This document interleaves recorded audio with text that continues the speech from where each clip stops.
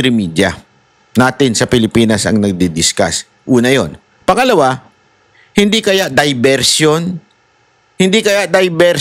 po itong issue ni Pulong na naman para ang pagpiesta ng mainstream media at hindi mapansin ang pagiging bias at fake news ng ilang mainstream media, ipinasok ho nila ito. Kasi bantakin mo, February pa ito nangyari. No wonder kung yung kay Pastor Kibuloy nga na-dismiss na yung kaso, it was long time ago, nabuhay pa. Ito pa kaya, February lang. Although it was too late. I mean, may nangyari nung February, ngayon lang lumabas. Wow, timing naman sobra sa kampanya na. Sobra naman timing. Sobra naman po atang timing ng kampanya na itong paglabas ng issue na ito. Tapos talagang tila may pagtatakpang pang ibang issue. Ano sa tingin nyo? Ito ay diversion. Ako sa tingin ko aside from ito po ay planong paninira sa mga Duterte dahil sila ho'y sagabal sa pangarap ni Romualdez. Sagabal naman talaga sa pangarap ni Romualdez. Isa pa ho ay baka ito isang diversion para hindi na pag-usapan yung di umano, yung alleged money laundering na ginagawa ng ni Marcos daw. O di umano, Di umano yan, Alleged po yan, Alleged. Madaling salita, daw, Daw. Di tayo sure. Yan, malinaw ho yan, anyway, panoorin po natin yung video at ipapaliwanag po natin ng bahagya ang kung ano sa tingin ko ang nangyari dyan. Kasi ito, tingnan nyo. Kasi may nagkwento sa akin na taga Davao. May nagkwento sa akin. Ito. Panoorin natin itong saan na yun? Nasaan na yun? Ito. Yan. Kita nyo. Ayan. Ayan. Aambangan, Nako. Shh.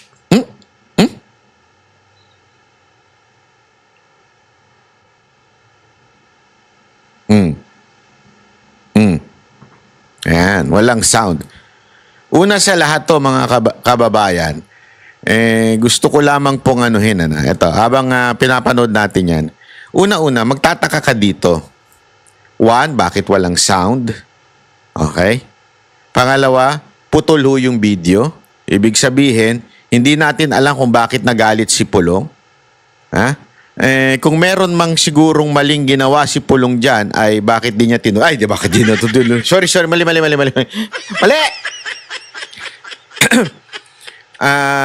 Bakit niya inambangan?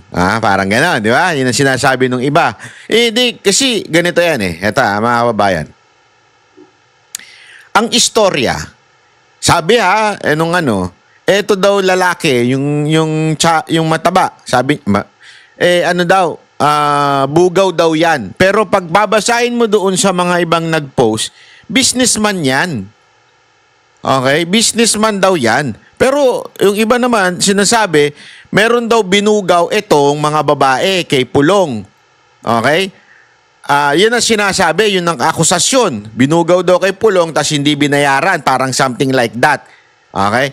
Ngayon, kung titignan mo yung kwento na yon, ay pwedeng pumasok sa video. Anong ibig ko lang sabihin? Simple lang. Ito yung video. Kung sino man yung lintik na direktor nito, hahanap yan ng kwento na mukhang kapanipaniwala o di kaya pwedeng sumute doon sa video. Nagigets nyo? Kasi kung talagang totoo yan, mantakin mo. Ikaw halimbawa lang, ikaw kongresista ka. Tapos, kilala ka. February daw nangyari ito. Alam mo na target ang mga Duterte. Alam mong target kayo ng gobyerno ni Marcos. Alam mo yung kapatid mo pinag-iinitan. Gagawin mo ba ito? Kukuha ka pa ng bugaw? Kukuha ka pa ng nyok-nyok? Hindi. Naglagagets mo? Bakit ka kukuha ng nyok-nyok? Tapos ganyang kabulgar, gagawin mo sa bar. Di ba? I mean, sorry pero ikaw ay hindi naman simpleng tao. Ikaw ay anak ng dating presidente. Ikaw ay meron kang katungkulan at alam mo na hinahanapan kayo ng butas ng gobyernong ito. Tapos, magtatawag ka ng nyok-nyok doon sa bar. Hindi, isipin nyo na mabuti Bakit hindi ka na lang magtago? I mean, siguro naman, meron ka mga alalay. Pwede kang sa hotel ka na lang. Anong tawag dyan? Pa-show up ka na lang. Pa-show up ka na lang ng mga pokpok. Hindi, di ba? I mean, prominente ka, anak ka ng dating presidente. Tapos, alam mong delegates kayo ngayong mga Duterte.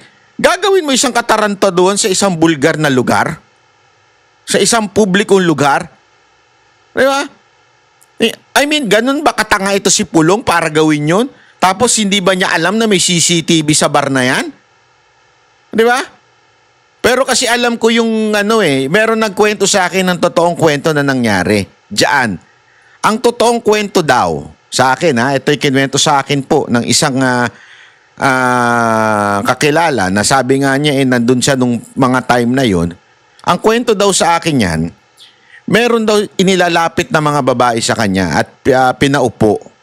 Siyempre, bilang isang public figure, hindi mo naman pwedeng sungitan. No? Sige, okay lang, inom-inom tayo. I mean, wala naman masamang uminom. Di ba? Umupo yung mga babae, tapos pinainom daw. Sige, order kayo nung gusto nyo. Kasi public official ka I mean, public person ka. Alam naman magsungit ka. Sige, inom-inom kayo, ganyan. Tapos, parang after daw, pag tagal-tagal, biglang siningil si Pulong. Parang something like that. Parang pinilit na, hindi, mga PR yan, mga yan. Tapos, pinainom mo yan, so singiling kita, ganon. Noon hindi daw pinapansin. Yun ang kwento sa akin. Hindi daw pinapansin ni Pulong, parang, sino ka ba?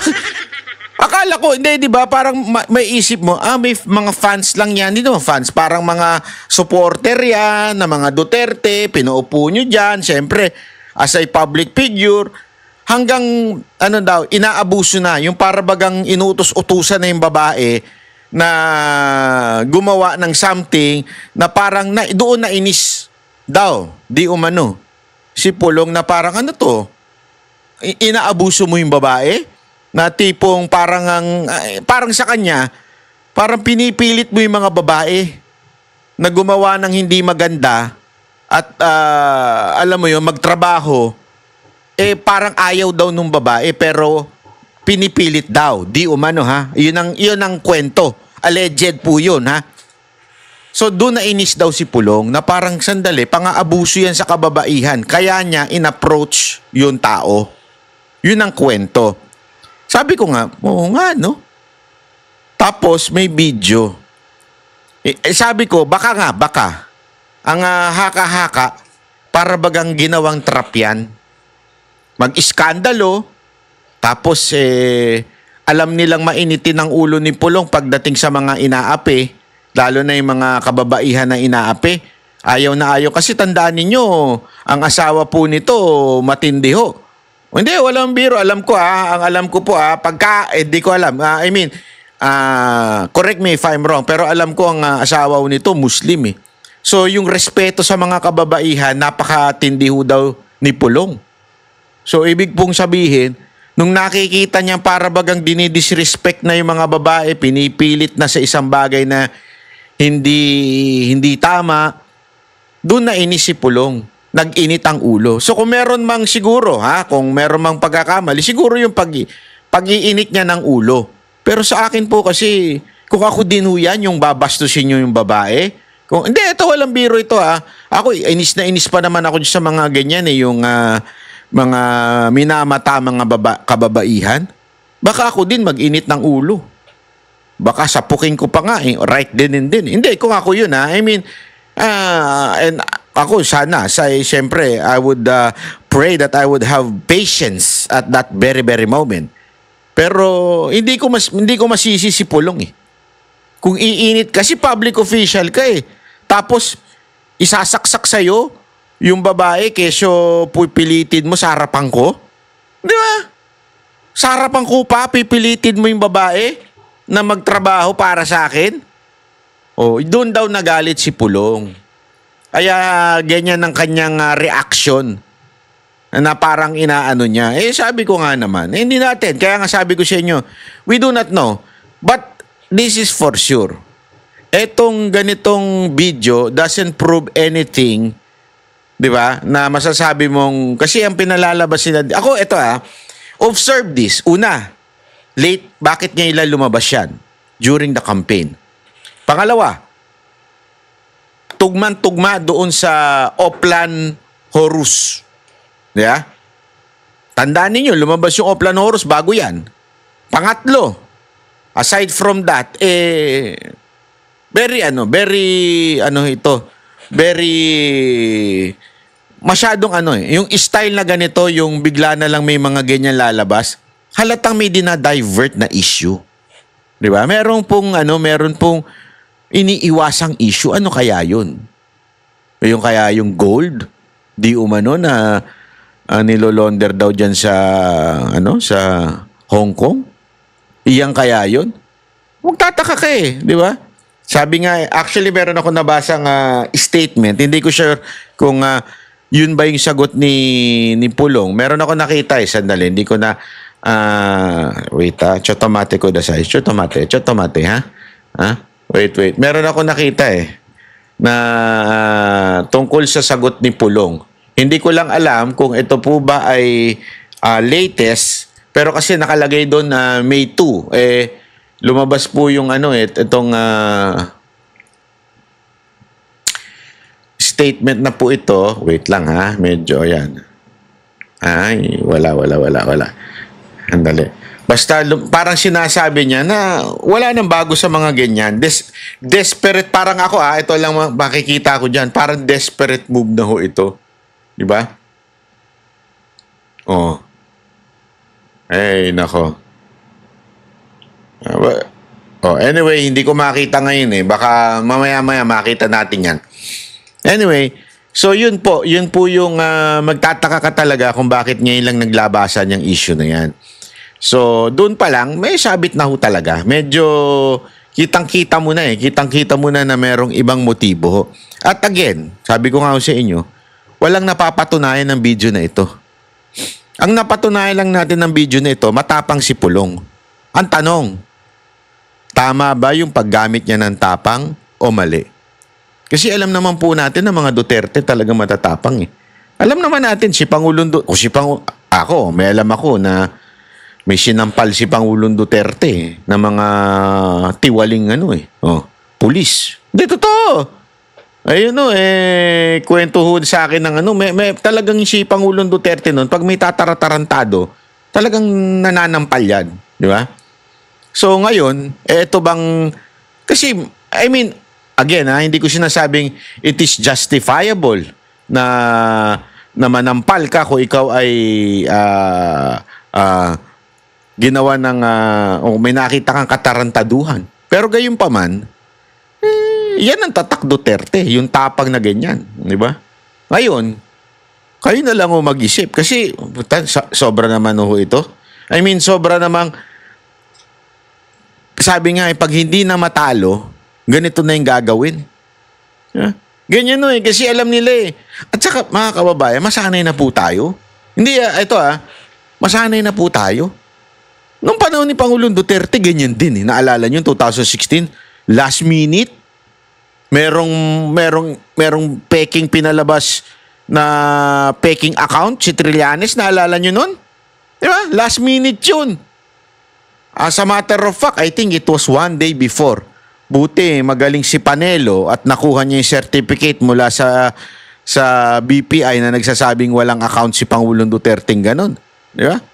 Ito yun ang sa akin kasama sa politika yan Yan ay isang desperate move para po para talaga masira ang mga Duterte. Kaya nga pinangalanan natin yung Horus Alam mo, may mga nagsuggest kung ano daw ibig sabihin ng Oplan Horus. Ito pala ibig sabihin daw nun.